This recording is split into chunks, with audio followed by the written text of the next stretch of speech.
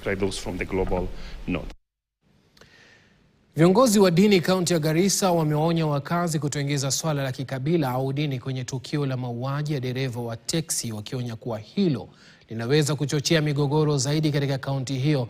Eden Mohamed mwenye umri wa miaka 24 anadaiwa kupigwa risasi na afisa wa DCI katika kituo cha ukaguzi cha Modika mapema Jumanne wiki hii. Akizungumza leo asubuhi baada ya mkutano na kamishna wa kaunti pamoja na baadhi ya wajumbe wa bunge la kaunti ya Garissa, viongozi hao walisema kuwa kosa la mtu mmoja halipaswi kuhusishwa na jamii nzima au dini fulani.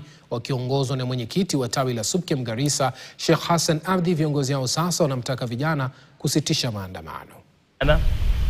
Kwa sababu nyingi, mojawapo ikiwa ni kuhofia madhara yale ambayo tayari yalifanyika kuanzia siku ya kwanza ya Jumanne, Jumatano na jana Alhamisi kwa wakazi wa Garissa na mali zao. Kama viongozi vya siasa, kama viongozi vya dini, komishna wetu na viongozi ya amani, wote kwa jumla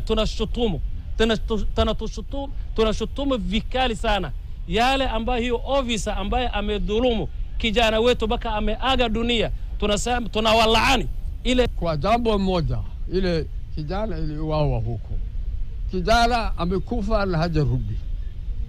Watu wajue namna hii. Wale waliua ilikuwa makoro moja. Sisi tunamwambia serikali huyo mtu lazima ipatikane, wananchi waridhike. Chama cha wafanyikazi wa sekta ya maji kimeibua